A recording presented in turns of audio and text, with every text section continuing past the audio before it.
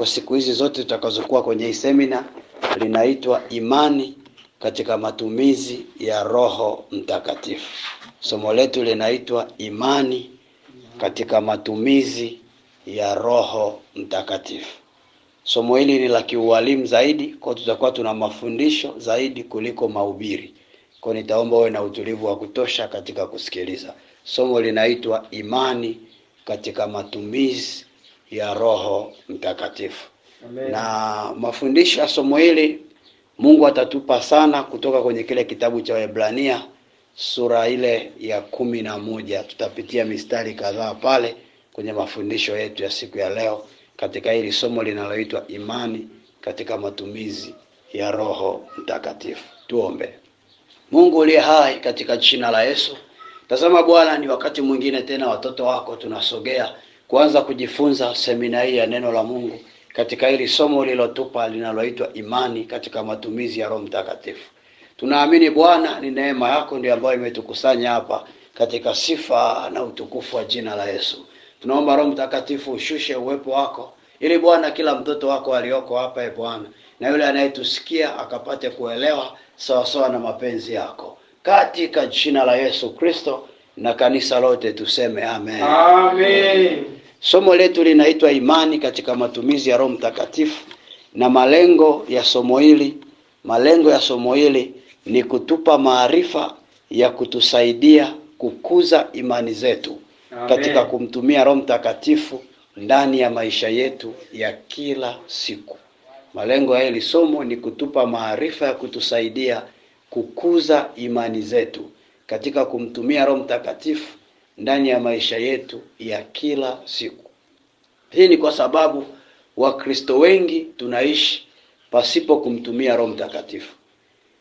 Watu wengi tumepewa Roho Mtakatifu, lakini ukijaribu kuangalia ni Wakristo wachache sana ambao wanamtumia Roho Mtakatifu kwenye maisha yao.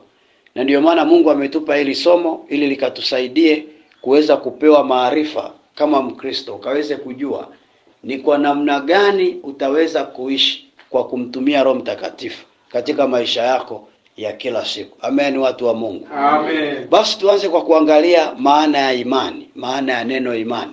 Na tutaziona maana mbili za imani. Tuanze na maana ya kwanza. Imani ni kuwa na uhakika wa mambo yatarajiwayo, kuamini umeshayapata hata kama hayajatokea kwa macho ya damu na nyama. Imani ni kuwa na uhakika wa mambo yatarajiwayo, kuamini umeshayapata hata kama hayajatokea kwa macho ya damu na nyama. Kwa tunapoongelea neno imani, tunaongelea ile hali ya mtu kuwa na uhakika ndani yake juu ya lile jambo analolitarajia mbeleni. Anaamini kwamba ameshalipata. Hata kama hilo jambo bado halijatokea, bado halijaja, ila kwenye imani yake anaamini tayari ameshalipata. Ni sawa na mkulima mwenye imani anapoenda kulima shamba. Jua likawa kali, mvua ikawa hamna. Mkulima mwenye imani anapolima kile kilimo chake anakuwa anategemea kupata mazao mazuri shambani kwake. Lakini ghafla inaonekana hali ya mvua inateteleka. Sasa tunapoongelea kitu cha imani, haijalishi kuna mvua, hakuna mvua, ila unaendelea kuwa na uhakika kwamba hata kama mvua mwaka huu hamna, ila ninaamini nitapata mazao. Hata kama mvua haipo, hata kama watu wengine wanaongea kwamba mwaka huu sijui kama tutapata mazao, ila we imani yako inaendelea kusimama kwamba una uhakika wa kutarajia tapata mazao. Hiyo ndio inaitwa nini? Imani. Maana ya pili ya imani. Maana ya pili ya imani ni kuwa na uwezo wa kuyaona bayana au wazi mambo yasiyoonekana katika macho ya kawaida, ila wewe unakuwa unayaona. Imani ni ule uwezo wa kuyaona wazi mambo yasiyoonekana katika macho ya kawaida, ila wewe unakuwa unayaona. Hebu tuangalie kitabu cha Waebrania sura ya 11 mstari wa kwanza. Waebrania 11:1 inasema namna hii. Waebrania 11:1. Basi imani ni kuwa na uhakika wa mambo yatarajiwayo, ni bayana ya mambo yasiyoonekana. Kwa tunaona hili andiko pia linaongea kitu kile kile, kwamba imani ni kuwa na uhakika wa mambo yatarajiwayo. Lakini pia ni uwezo wa kuona bayana kwa lugha nyingine ni uwazi wa mambo yasiyoonekana. Kwa mfano, tunamwabudu Mungu, hatumuoni kwa macho ya damu na nyama. Hakuna mtu ambaye amewahi kumuona Mungu katika macho yake ya kawaida, hakuna. Ila Biblia huwa inatueleza tu habari za Musa ambaye alipata neema ya kuona mgongo wa Mungu. Ni Musa peke yake. Lakini sisi wengine wote hatujaiona sura ya Mungu yukoje. Ila kwa imani tunaamini yupo. Amen. Na tunaamini anafanya kazi. Kwa imani tunaamini Mungu yuko hata kwenye hii madhabahu na anatuhudumia kwa neno lake. Kwa sababu ya nini? Ya imani. Amen. Lakini pia Mungu anafanya kazi zake kwa imani. Mungu anafanya kazi zake kwa imani. Sawa sawa na Ibrania 11 mstari wa 5. Waebrania 11:5 inasema namna hii.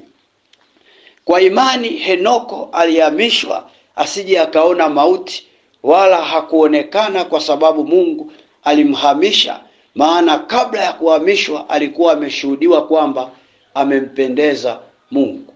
Kwa Biblia inasema kwa imani Henoko alihamishwa. Kwa Mungu alifanya kazi ya kumhamisha Henoko kutoka duniani kumpeleka mbinguni kwa njia ya imani.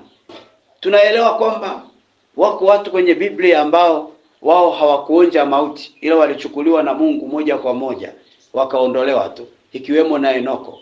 Na tunapoongelea neno kuonja mauti, tunamaanisha ile hali iliyozoeleka duniani kwamba mtu ataenda, ataugua, atakufa na ataondoka na tutaenda tutamzika.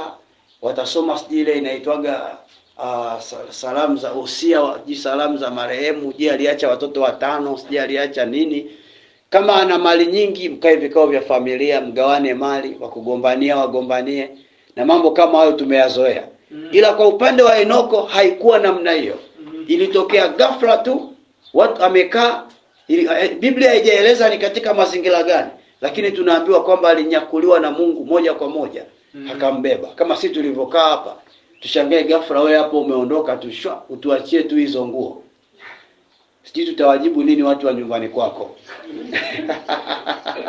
Sijui tutasema amepotea kanisani, wakuamini wataamini, wakusema ile kanisa limemtoa kafara watasema. Maana mambo ni mengi sana dunia ya leo, watu wanayasema makanisa, watasema. Lakini tutakachojua ni kwamba wewe ni Henoko, Mungu amefanya nini? Amekubeba kimuujiza. Sasa ndivyo Mungu anavyofanya kazi zake kwa imani. Na hata leo hii mimi na wewe pia tukimwamini Mungu kama Henoko alivyotuamini, Mungu anaweza akatuhamisha kutoka eneo moja la maisha kutupeleka eneo jingine. Amen. Si lazima atunyakue kama alivyomnyakua Henoko. No. Ana namna nyingi sana Mungu ya kutuhamisha kimaisha. Yamkini maisha unayoishi leo sio kwenye kiwango kile Mungu ambacho alikuwa ameandika kwenye kitabu chako uje uishi hapa duniani. Siku ukifa ukaenda kule juu, Mungu akakuonyesha kwamba nilikukusudia uje uishi maisha ya kiwango hichi. Alafu ukajitazama na unavyoishi maisha ya kiwango hichi cha leo, unaweza ukalia sana na ukatamani urudishwe duniani uje uishi kwenye kiwango chako ulichotakiwa kuishi. Lakini nataka nikueleze kwamba ukiwa na imani una uwezo wa kufahamu ni kiwango kipi cha maisha ambacho Mungu anataka uishi leo ukiwa na imani. Ila kama hauna imani huwezi kufahamu. Utaishia kuona watu wanavyohubiri Mungu ni wa baraka na hautaziona baraka kwako, ila utakuwa unashuhudia baraka za Mungu kwa kuona kwa wengine. Na ndio maana ni rahisi kuwa hapa kijijini au kuwa mjini, wewe unalalamika, lakini wenzako wanakuja hapo hapo ulipo, wanapatia maendeleo, na wewe uko pale pale kila siku, na unaishia kuwa dalali wa wageni. Kandaraba shaka. Haleluya, watu wa Mungu aliye hai. Bwana Yesu asifiwe. Nataka nikueleze kwamba imefika mwisho wa kuishi maisha ambayo sio kiwango chako. Na ndio maana Mungu ameleta ili neno ili likuze imani yako kama ya Henoko. Mungu akakuhamisha kutoka eneo moja kwenda eneo jingine. Na kuna watu wako hapa Mungu anaenda kuwahamisha katika jina la Yesu. Oh haleluya, kanisa la Mungu. Lakini pia Mungu aliumba ulimwengu kwa imani. Mungu aliumba ulimwengu kwa imani. Mungu aliumba ulimwengu kwa imani. Sawa sawa na Ibrania 11:3. Waebrania 11 mstari wa 3. Waebrania 11:3 inasema namna hii: kwa imani twafahamu ya kuwa ulimwengu uliumbwa kwa neno la Mungu, hata vitu vinavyoonekana havikufanywa kwa vitu vilivyo dhahiri. Kwa Biblia inaeleza wazi kwamba Mungu aliumba ulimwengu kwa imani. Kwa kila kilichoko hapa duniani kiliumbwa kwa imani, si kwa nguvu ya pesa, kwa sababu hata pesa pia iliumbwa na Mungu kwa imani. Haleluya, kanisa la Bwana. Amen. Kwa hiyo kama Mungu aliumba vitu vya dunia hii kwa imani, ina maana ya kwamba ukiwa naye ana uwezo wa kukupatia pia vitu vya dunia hii kwa imani. Nyumba ziliumbwa kwa imani, majengo yaliumbwa kwa imani. Na tujue wazi kabisa Mungu hakuumba jengo, ila aliumba vitu vya kutengenezea jengo. Sijui kama mnaelewa. Amen. Umewahi kuelewa kwamba simenti inatokana na mbao? Tofali linatokana na mchanga. Magari yanayoendeshwa barabarani yanatokana na madini yanayochimbwa, yanatengeneza vyuma, mabati. Kwa vitu vyote tunavyoviona leo, viti tulivyokalea, vimetokana na vitu alivyoumba Mungu. Akaweka akili kwenye miili ya binadamu, afu akawapa uwezo wa kutambua kwamba hichi nilichoumba kibadilishe kiwe kiti. Na ndio maana miti watu wanaibadilisha, inatoa viti. Mti huo unatoa kitanda, mti huo unatoa meza, unatoa madhabahu kama hizi.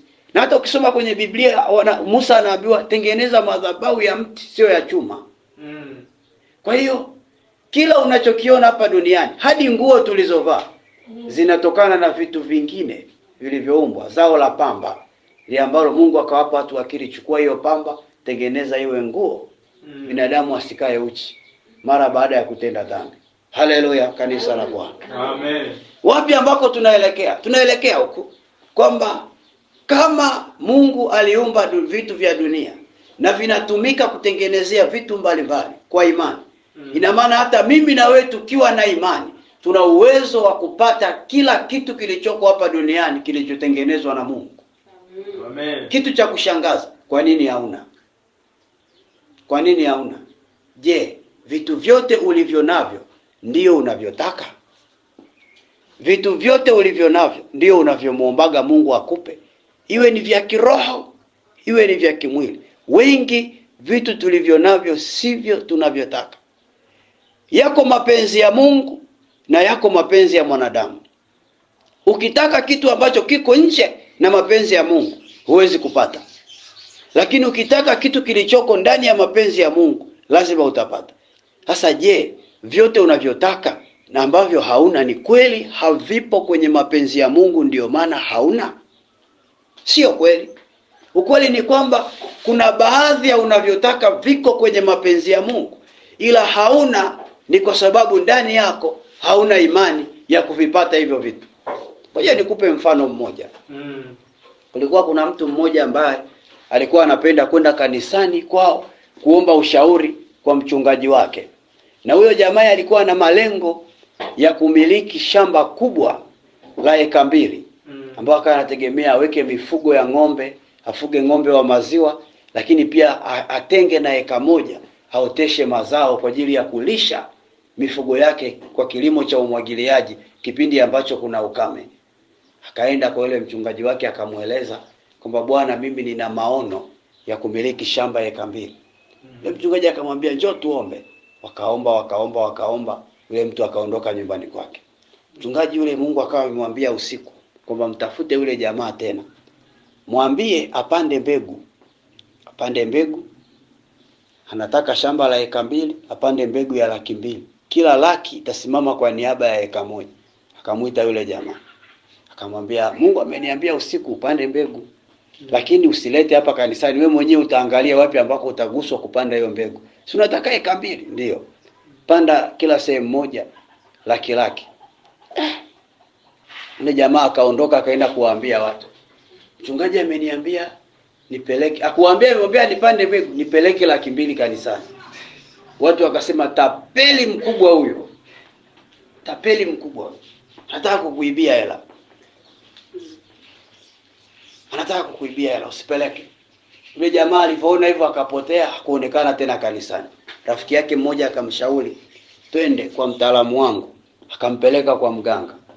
Yule mganga akamwambia, "Unataka 2 eka?" "Ndio. Tunatakiwa tuzike ng'ombe mzima chini ya ardhi. Katafute ng'ombe wa mtamba, yani ambaye bado hajaanza kukamuliwa, kijana ambaye ni jike, tumzike mzima kwenye ardhi. Huyu ng'ombe jinsi atakavyokuwa anateseka kule ardhini ndio itakuwa sadaka ya kafara ya wewe kupata fedha, upate hizo 2 eka." Jamaa akasema sawa. Kaenda katafuta ng'ombe kwa namna yake, akaambiwa ng'ombe ni 900,000. Akanunua kwa wepesi kabisa ng'ombe wa 900,000. Akapeleka kwa yule mganga, wakazika chini. Kwa sababu alikuwa ni mtu wa kanisani, Mungu akamuijia usiku. Akamuita, akamwambia, "Mbona waniudhi? Sikukwambia utoe 200,000 ukaiona kubwa? Mbona umetoa 900,000 kwa mganga?" Yule jamaa ndo akili yake ikarudi. Akaanza kuomba toba. "Oh Mungu nisamehe. Nilikuwa sina imani. Siji nini na nini na nini." Sasa jinsi alivyo huyu jamaa ndivyo tulivyo Wakristo wengi sana. Ni wazito kuitikia mambo ya Mungu kwa sababu hatuna imani na Mungu. Hatumuamini kama anaweza akatusaidia. Na ndio maana yakija mambo ya Mungu kwenye maisha yetu ni wazito mno kuyaitikia. Lakini tuko wepesi kuitikia mambo ya duniani kwa sababu tunawaamini zaidi watu wenzetu wa duniani kwamba wanaweza kutusaidia. Ila hatumuamini Mungu mwenye nguvu kwamba anaweza kutusaidia. Tunasahau kwamba hawa wa duniani waliumbwa na Mungu. Ila kwa sababu tunawaona, na ndio maana ni rahisi yule jamaa kupeleka 900,000 kununua ng'ombe kwa mganga, kupeleka kwa mganga. Lakini asipeleke sadaka ya 200,000 kwa mchungaji, ambapo hampi mchungaji, anampa Mungu aliye ndani ya huyo mchungaji. Akazania anampa mchungaji. Nisikilize vizuri. Ukitaka kufaidi mambo ya ulimwengu wa roho, lazima uhakikishe imani yako haitazami mchungaji, haitazami mtumishi, inamtazama Mungu aliye ndani ya huyo mtumishi. Utafaidi sana mambo ya ulimwengu wa roho. Lakini ukiwa unatazama watu na vitu, wenzako watafaidi, wewe utakuwa unapigia makofi wengine. Haleluya, kanisa la Bwana. Bwana Yesu asifiwe. Kama unanielewa sema amen kwa jina la Yesu. Amen. Lakini pia tunamwabudu Mungu na kutoa sadaka kwa imani. Ndio maana hata Habili alimwabudu Mungu na kumpa sadaka kwa imani. Tuangalie kitabu cha Waebrania ile 11 mstari wa 4. Waebrania 11:4 inasema namna hii. Kwa imani Habili alimtolea Mungu dhabihu iliyo bora kuliko Kaini. Kwa hiyo alishuhudiwa kuwa ana haki. Mungu akazishuhudia sadaka zake, na kwa hiyo ijapokuwa amekufa ingali alinena. Kwa imani ndio iliyomfanya Habili akatoa sadaka iliyo bora mbele za Mungu. Wanadamu wengi wa leo hatuna imani katika eneo la utoaji. Wengi tuna imani ya Kaini, kwa sababu Kaini alichofikiri ni kwamba wingi wa vitu anavyopeleka kwenye madhabahu ndio kupokelewa kwa sadaka yake. Kumbe Mungu haangalii ukubwa wa fedha yako unapopeleka sadaka. Haangalii wingi wa vitu unavyopeleka, ila anaangalia imani uliyoweka moyoni mwako katika huo utoaji. Amen. Na ndio maana hata mfano wa Yesu kwa yule mjane aliyopokea senti 2. Wako wengi walioweka mamilioni ya fedha kwa idadi ya fedha za wakati ule, kwa sababu walizania wingi wa hela ndio kupokelewa kwa sadaka zao. Na hata leo tunaposema watu watoe sadaka, wako watu ambao wanazania akitoa 100,000, 40,000, 50,000 ndio sadaka yake imepokelewa. Na yule anayetoa 1,000, 2,000 anaonekana kama hajatoa kitu.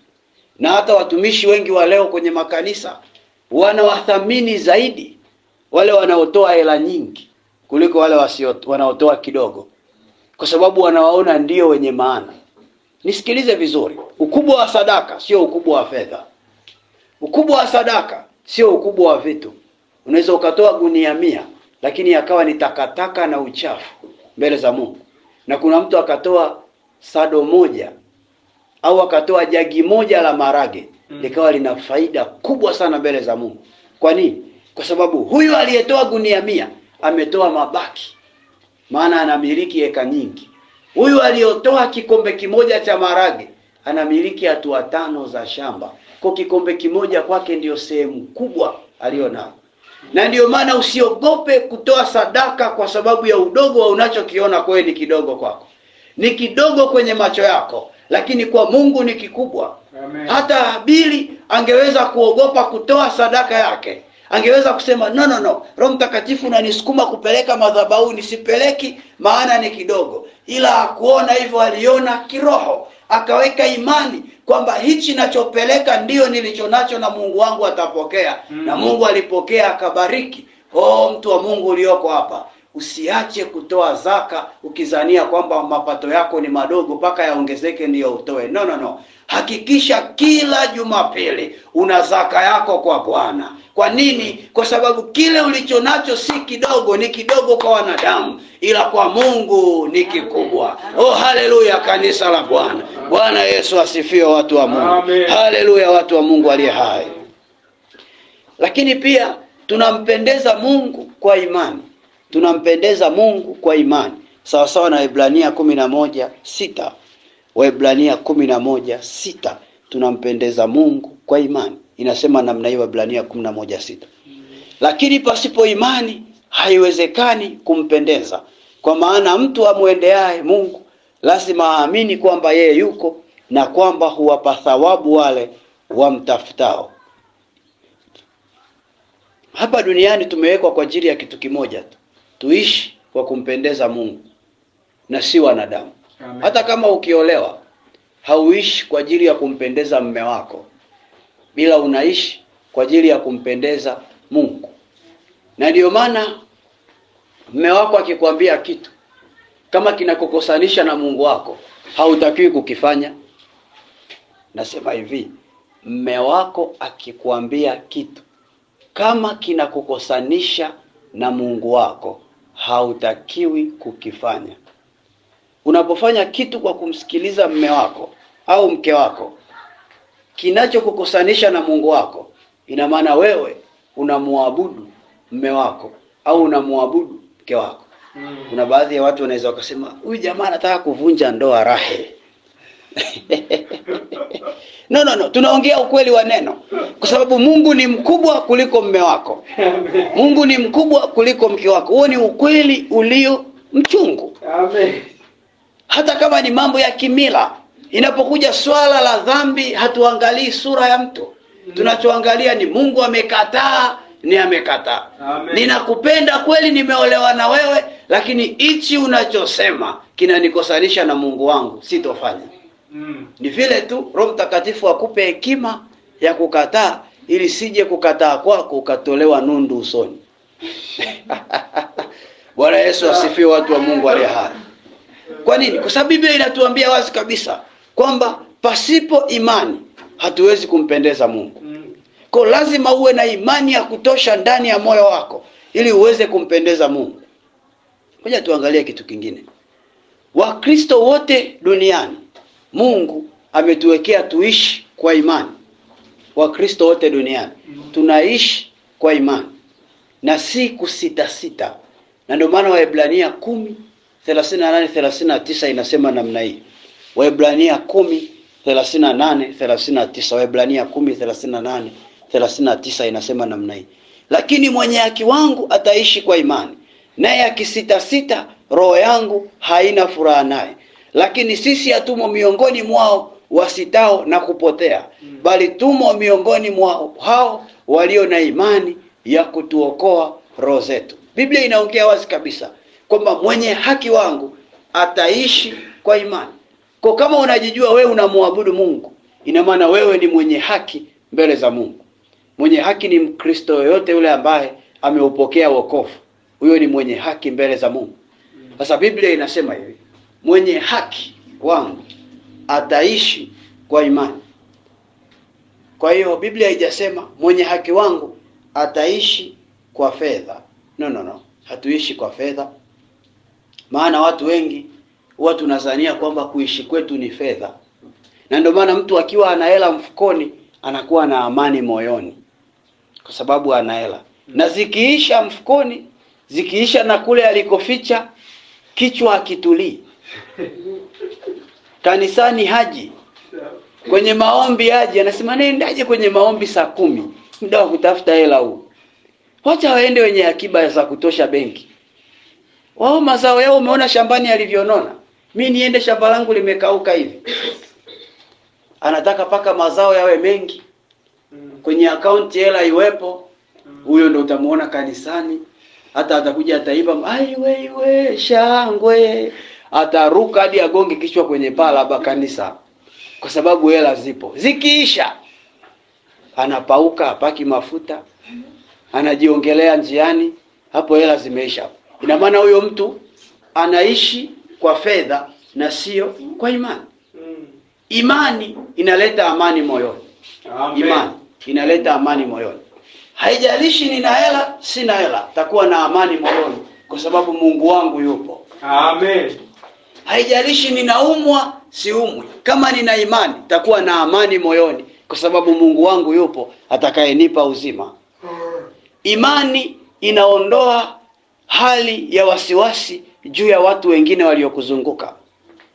Ukiwa hauna imani, kila tatizo lako utasema watu wengine ndio wamekusababishia. Mtu ambaye ana imani ni mtu wa kusema fulani ameniloga ndio maana niko hivi. Kwa sababu ya fulani hajanisaidia ndio maana niko hivi. Kazi yake ni kuona ndugu ni wabaya kwenye ukoo, kwenye familia kwa sababu hana imani ndani yake. Mimi niko hivi kwa sababu mtoto wa fulani ni ndugu yangu kabisa, anapitaga na gari hapa lakini ameshikataa kumsomesha mtoto wangu sijui nini. Yaani kwani yeye alikuja mzao huyo mtoto wako? Yeye alimuumba. Uzae wewe, ulee wewe, afu uje ulaumu wengine. Huna imani ndani ya moyo wako. Kwa sababu anayeleta baraka ya kusomesha watoto ni Mungu na sio huyo mtu. Amen. Majanga yaliyokupata Mungu ndiye anayejua yalipitia mlango gani ndio maana yakakupata. Kwa nini unaanza kusingizia watu? Yaani ananiangaliaga ana macho mekundu ni mchawi. Kumbe anapikia kuni ndio maana macho yake ni mekundu. Bwana Yesu asifiwe. Kitu Mungu anachotaka aondoe kwenye moyo wako ni hali ya kusita na kutazama watu vibaya kwa ajili ya mambo yako. Ifike hatua kama Wakristo imani zetu zikue katika kiwango ambacho tutamtazama Mungu peke yake. Hata kama nikipata vita vikali kazini, nikipata vita vikali kwenye huduma, nikipata vita vikali kiroho, nikipata vita vikali kwenye kila eneo la maisha yangu, nitamtazama Mungu kwamba yeye ndiye anayejua lango la hii vita imetokea wapi, na sitotazama wanadamu. Ayubu alikuwa na imani kubwa sana. Alipata majanga mengi mno. Angeweza kusingizia amelogwa, angesingizia na mkosi. Lakini Ayubu hakumtazama mtu, alimtazama Mungu wake. Haijalishi marafiki walimshauri vibaya, Ayubu alimtazama Mungu wake. Mbona wewe unatazama watu? Inafika hatua watu wanasema huyu fulani toka aokoke ameacha kusalimia ukoo mzima. Yaani inatakiwa ukiokoka watu wa ukoo wako wamtamani Yesu kwa ajili yako. Amen. Lakini siku hizi imekuwaje? Mtu akianza tu kusali, watu wa ukoo mzima wanachukia kusali. Kwa nini? Kwa sababu toka yeye ameanza kusali, kila mtu ni mbaya kwenye ukoo. Anazuia watoto wasisalimie ndugu. Eti mtumishi ameniambia kanisani, shida zote nilizoteseka kwa miaka mingi ni ndugu wa ukoo wangu ndo walionitupia hicho kitu. Shindwa katika jina la Yesu. Shindwa katika jina la Yesu. Wakutupie una nini wewe? Washindwe kuwatupia watu wenye mali nyingi, wakutupie wewe na hauna chochote. Ifike hatua tumtazame Yesu. Amen. Amen. Kuishi kwa kusitasita ni kinyume cha kukosa imani, na hata maombi yako hayatajibiwa mbele za Mungu. Ukiwa ni mtu ambaye unasitasita, unawatazama watu vibaya, unasita juu ya vitu vyako vyote, maombi yako hayatajibiwa. Sije ukasema ni mimi ndio nasema. Angalia kitabu cha Marko sura ya 11. Ule mstari wa 23 hadi wa 24. Marko 11 23 hadi 24. Marko 11 23 hadi 24 inasema namna hii. Amini nawaambia, yeyote atakayeuambia mlima huu ng'oka ukatupwe baharini, wala asione shaka moyoni mwake, ila aamini kwamba hayo asemao yametukia, yatakuwa yake. Kwa sababu hiyo nawaambia, yoyote myaombayo mkisali, aminini kwamba mnayapokea, nayo yatakuwa yenu. Angalia Biblia inavyosema. Yoyote atakayeuambia mlima huu ng'oka, wala asione shaka moyoni mwake, itatokea. Haina maana ya kwamba uende sehemu ya mlima uambie mlima ng'oka. No. Mlima unaoongelewa hapa ni majaribu ya maisha, shida za maisha na changamoto mbalimbali zinazotukuta kwenye maisha ya kila siku. Mungu anasema ukiamini kwenye moyo wako na ukiziambia hizo shida ng'oka kwangu, na usione shaka, yani usiwe na wasiwasi moyoni, kweli hizo shida zitang'oka. Lakini ukisema au ukiomba juu ya mlima ulioko mbele yako na ukabaki na hali ya wasiwasi moyoni kwamba hivi nilivyoomba itatokea au haitatokea, Biblia inasema hicho kitu hakitatokea. Na ndio maana ukikaa kujiuliza, utajikuta maombi mengi sana ambayo huwa unaomba ni machache sana ambayo ulishajibiwa. Kwa nini? Kwa sababu huwa unaomba huku unabakia na hali ya wasiwasi kwamba hivi tapata kweli? Tapata kweli? Na wakati mwingine tumenyanyua imani zetu, tumeweka kwa watumishi kwamba yani hii mpaka niende nikaombewe. Yani mimi nisipoomba mpaka nikaombewe. Sikiliza. Maisha ya kuombewa ni maisha ya Agano la Kale. Agano la Kale ndio watu walikuwa wanaenda kwa kuhani anawasimamia patakatifu. Wao wanakaa nje. Kuhani akitoka wanamuuliza, Mungu amesemaje? Anawaambia Mungu amesema 1, 2, 3. Wanaondoka. Agano Jipya, Yesu alipokufa pale msalabani, Biblia inasema pazia la hekalu lilipasuka. Maana yake ni kwamba tuliwekewa huru kila mtu kusogelea patakatifu kwa damu ya Yesu. Amen. Kwa hiyo mimi nina uwezo wa kusimama mbele za Mungu kumuuliza kitu changu Mungu mimi kama mimi, na akanijibu mimi kama mimi, kwa sababu tumepewa Roho Mtakatifu. Wewe hapo, hata kama sio mchungaji, hata kama sio padri, sio mtu gani wa kanisa, una uwezo wa kusimama wewe kama wewe kwenye madhabahu, nyumbani kwako, popote pale, ukamuomba Mungu na akajibu kitu chako.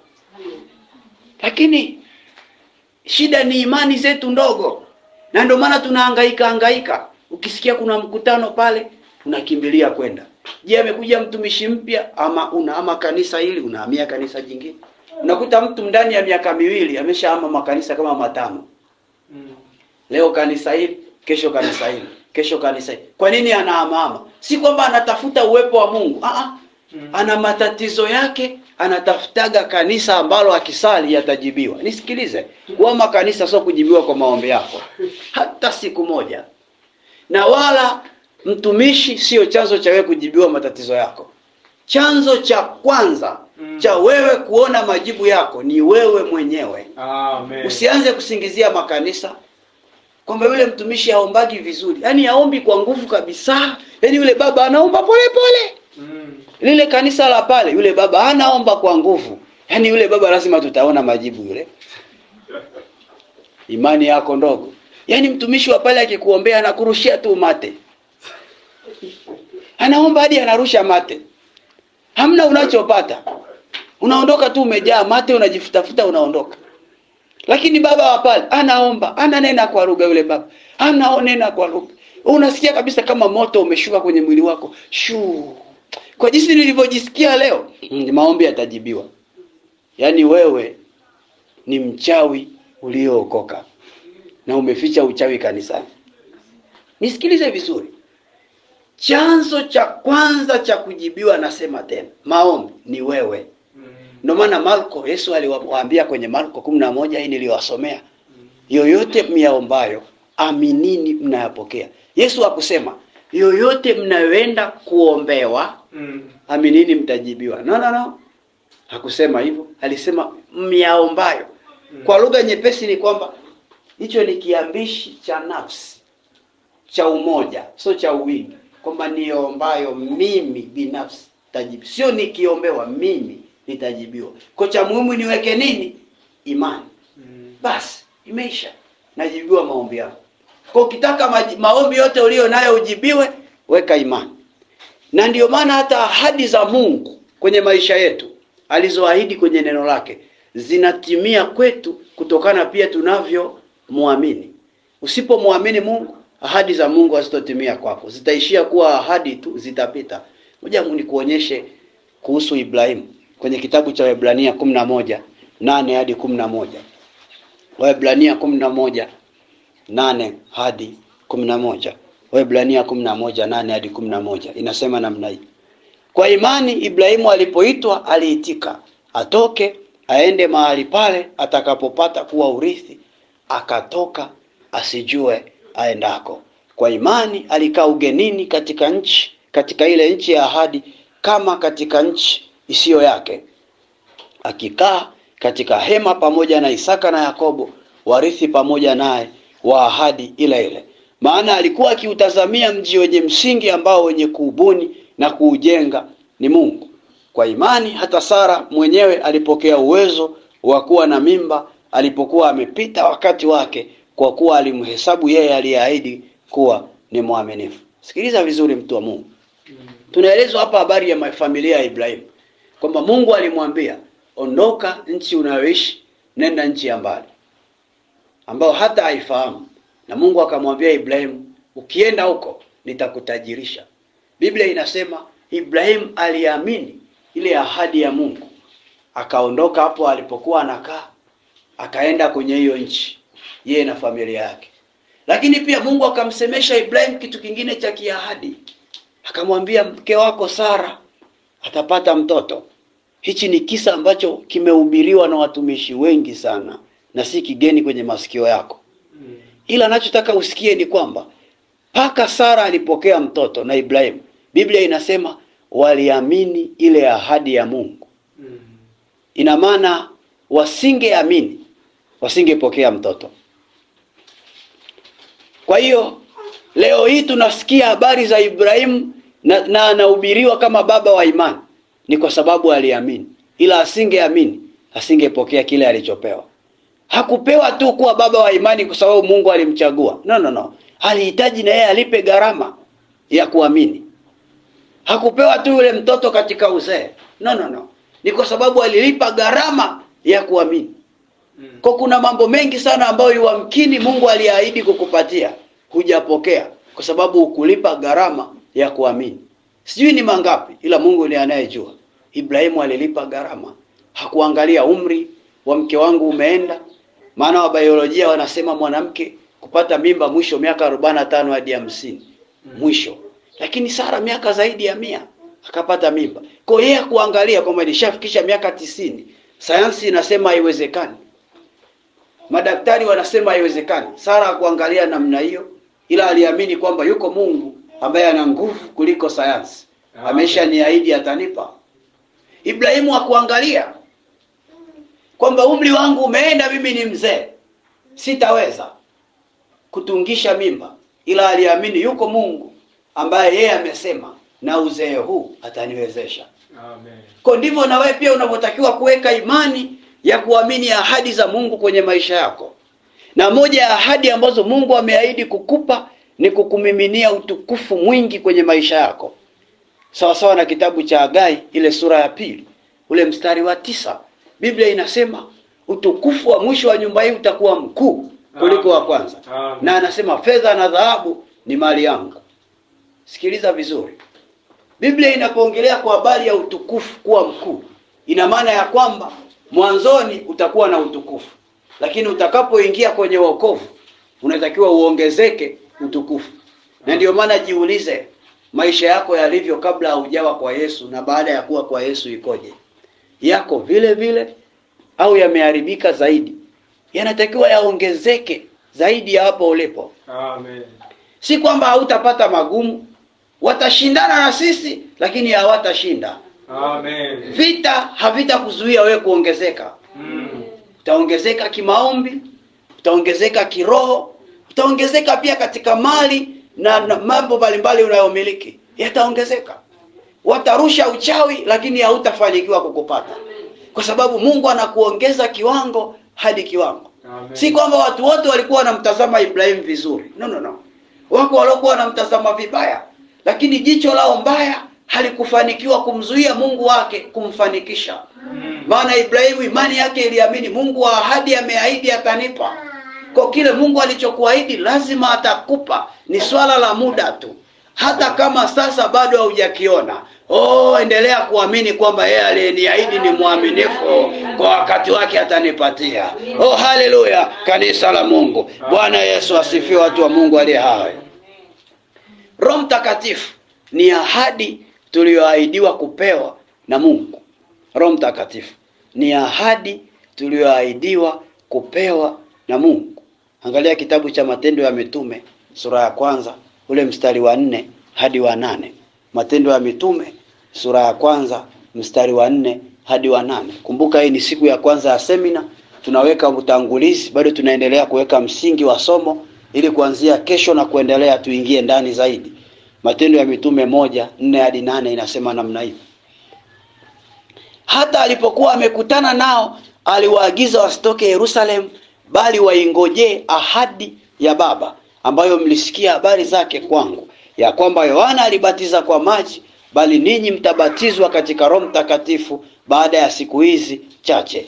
Basi walipokutanika wakamuuliza wakisema, je, Bwana, wakati huu ndipo unapowarudishia Israeli ufalme?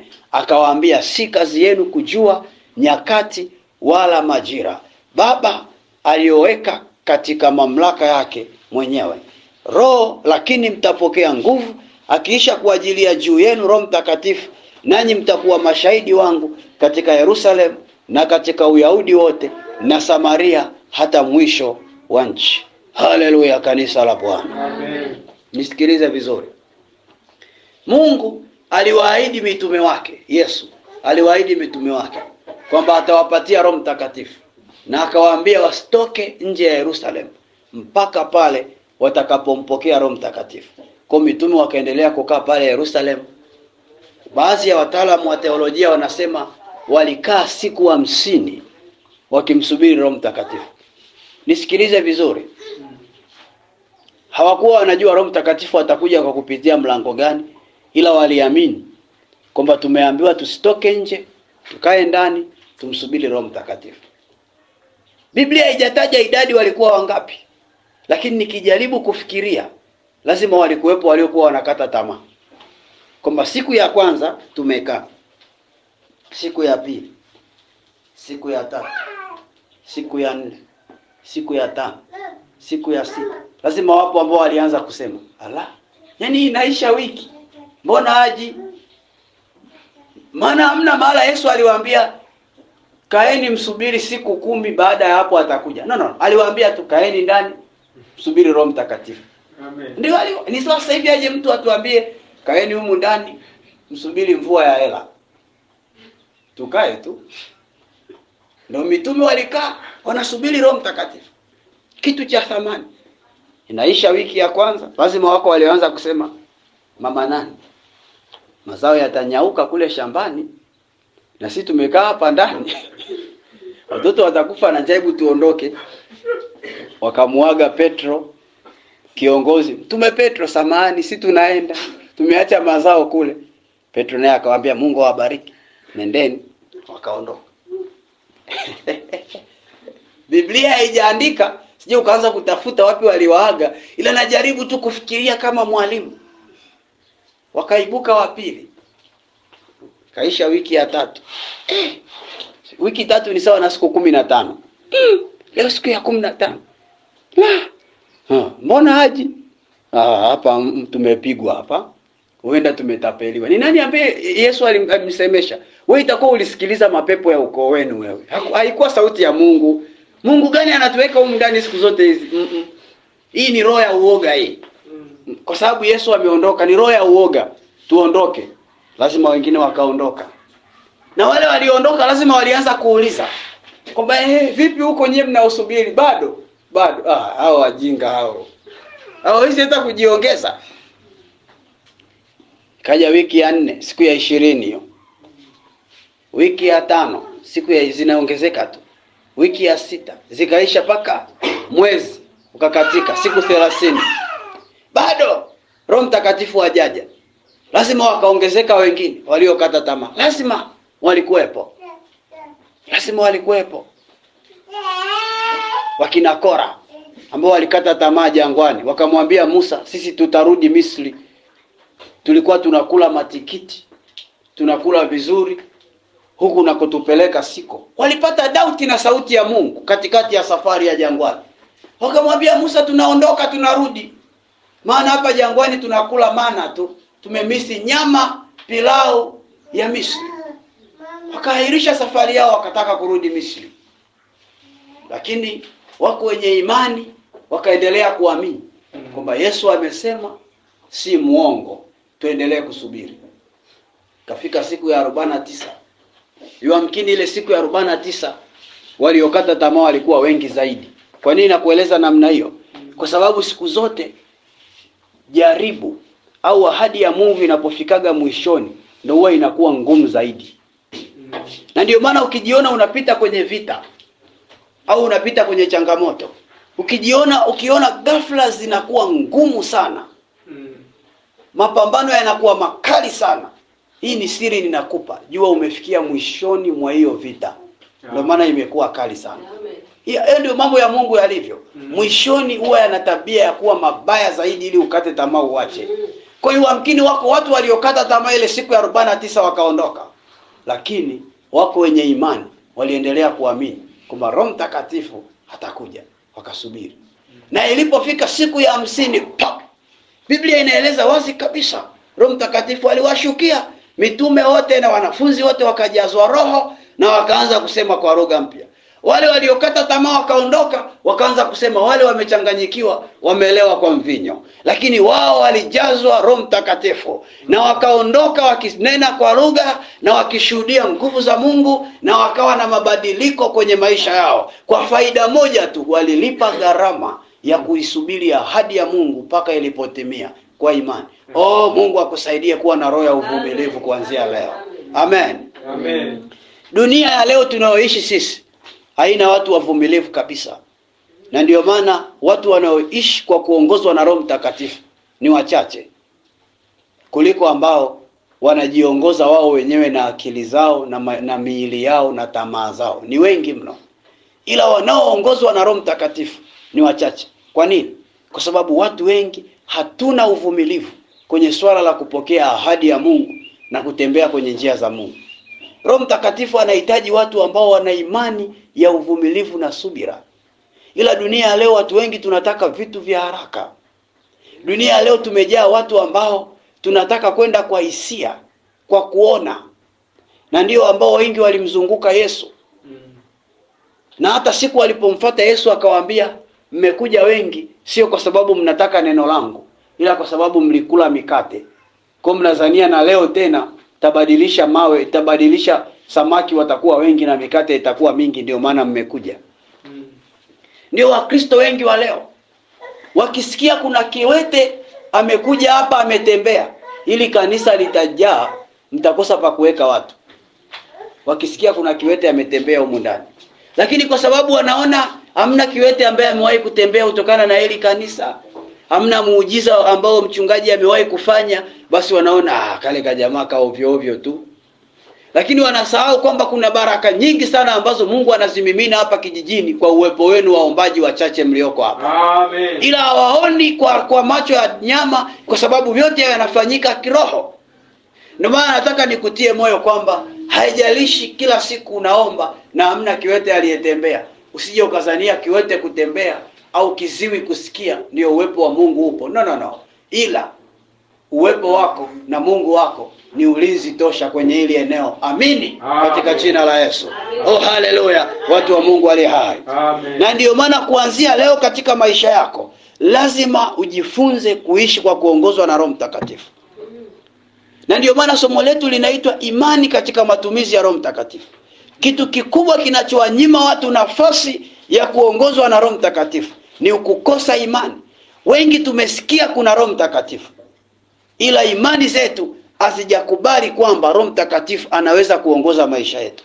Hem, tumalizie siku ya leo kwa kutafakari kitabu cha Waebrania sura ya 4, ule mstari wa 1 hadi wa 3. Waebrania 4:1 hadi 3.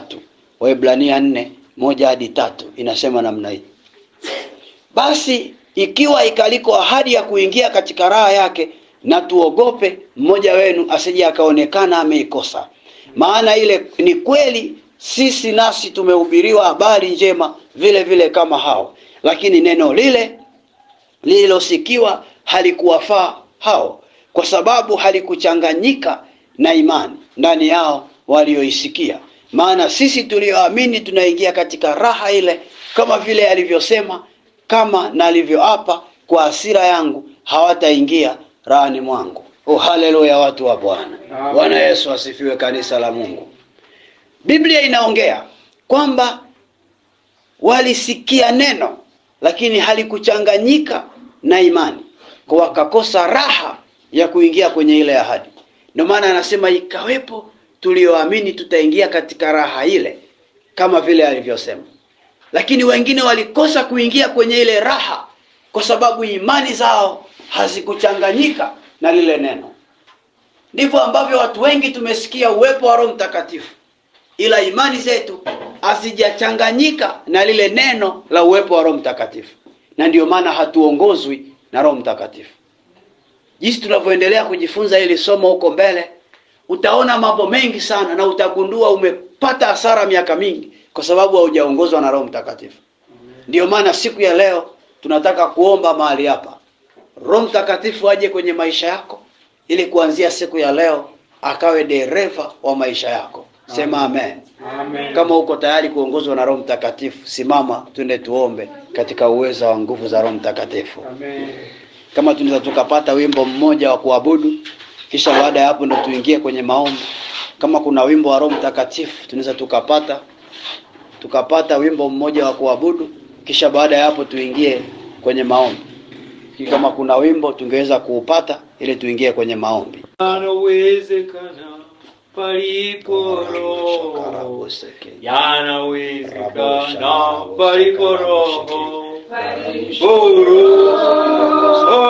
yote yanawezekana palipo Roho, yanawezekana palipo Roho, yote yanawezekana palipo Roho, yanawezekana palipo Roho, yote yanawezekana palipo Roho, yanawezekana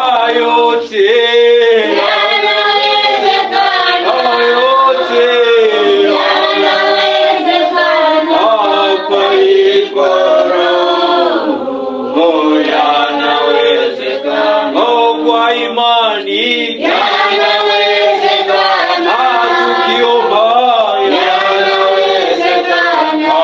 palipo Roho, yanawezekana palipo Roho, yote yanawezekana palipo Roho, yanawezekana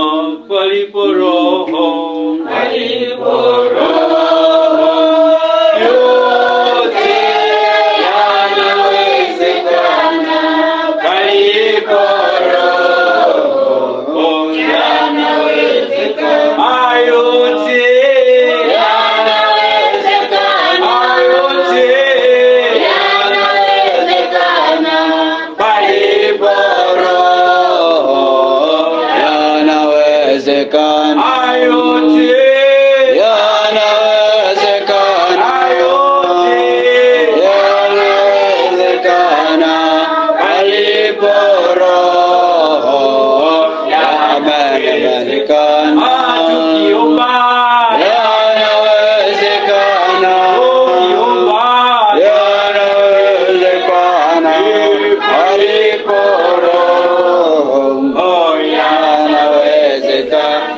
Sema Bwana Yesu. Bwana Sema Yesu. Bwana Yesu. Bwana Yesu. Ninasogea mbele zako. Nasogea mbele zako. Mimi fulani. Mimi fulani. Ninasogea mbele zako. Taja jina lako. Mimi Petro. Mimi Petro. Ninaomba Yesu. Ninaomba Unisamehe dhambi zangu. Unisamehe makosa yangu. Maeneo yote niliyokosea. Maeneo yote niliyoanguka. Ninatubu mbele zako. Ninaomba Yesu unisamehe. Maana mimi ni mkosefu. Nimekosa kwa mawazo. Nimekosa kwa maneno. Nimekosa kwa matendo. Sema Yesu naomba unisamehe. Sema Yesu naomba unisamehe. Sema Yesu naomba unisamehe. Ninatubu kwako Bwana. Hata kwa ajili ya familia yangu. Kwa ajili ya ndugu zangu. Ninaomba uturehemu Yesu. Kwa msaada wa damu yako. Kwa msaada wa damu yako. Kwa msaada wa damu yako. Sema ninasogea kwako leo. Ninasogea kwako leo. Ninakuomba Yesu Kristo. Unipatie Roho Mtakatifu. Ambaye ni ahadi yako. Ambaye ni ahadi ya Baba. Imani yangu inampokea Roho Mtakatifu. Awe kiongozi wa maisha yangu. Sema tena, imani yangu kuanzia leo inampokea Roho Mtakatifu. Awe kiongozi wangu. Awe dereva wa maisha yangu. Awe ulimi wangu. Awe lijamu yangu. Awe lijamu yangu. Katika jina la Yesu. Karibu Roho Mtakatifu ndani yangu. Karibu Roho Mtakatifu ndani yangu. Karibu Roho Mtakatifu ndani yangu. Asante Yesu. Asante Yesu. Asante Yesu. Asante Yesu. Endelea kusema asante Yesu. Asante Yesu. Endelea kusema asante Yesu. Endelea kusema asante Yesu. Asante Yesu. Asante Yesu. Asante Yesu. Endelea kusema asante Yesu. Endelea kusema asante Yesu. Endelea kusema asante Yesu. Kusema asante ni ishara ya kupokea. Endelea kusema asante Yesu. Kanda rapa shaka rapo saka. Kanda rapo shaka raba seke. Nguvu za Roho Mtakatifu zipite. Nguvu za Roho Mtakatifu zipite. Zipate kuingia ndani yako. Zipate kuingia kwenye moyo wako. Katika jina la Yesu Kristo. Nguvu za Roho Mtakatifu zikushukie mahali ulipo. Katika jina la Yesu Kristo. Roho Mtakatifu aingie upya ndani yako. Roho Mtakatifu aingie upya ndani yako. Kuanzia leo akalete mabadiliko ndani yako. Katika jina la Yesu. Katika jina la Yesu. Roho Mtakatifu atawale akili zako. Atawale ufahamu wako. Atawale moyo wako. Atawale maisha yako. Akuwezeshe kuinuka hatua moja kwenda eneo jingine. Katika jina la Yesu Kristo. Roho Mtakatifu aingie, abadilishe kuongea kwako. Abadilishe mawazo yako. Abadilishe fikra zako. Abadilishe hisia zako. Abadilishe maisha yako. Roho Mtakatifu apite ndani yako. Akalete uamsho kwenye maisha yako. Katika jina la Yesu. Hewa mpya ikaingie ndani yako. Hewa mpya ikaingie ndani yako. Hata yale mambo ya kiroho usiyoyaweza, ninakuombea katika jina la Yesu. Roho Mtakatifu akusaidie ukayaweze yote. Katika jina la Yesu. Nguvu ya kutokusoma neno ambayo hauna. Nguvu ndani yako. Katika jina la Yesu. Nguvu ya kushindwa kusoma Biblia ulio nayo. Roho Mtakatifu akakupe imani yako iliyolala. Imani yako iliyolala. Roho Mtakatifu akainue. Katika jina la Yesu. Ninaomba imani yako iliyoko hapa na ule unayetusikia, imani yako ikaamke. Imani yako ikaamke. Ukaweze kutembea katika imani. Katika jina la Yesu Kristo. Pigie Yesu makofi ya shangwe. Pigie Yesu makofi ya shangwe. Ongeza makofi kwa ajili ya Bwana Yesu. Ongeza makofi kwa ajili ya Bwana Yesu. Ganda rapo shaka rabaseke.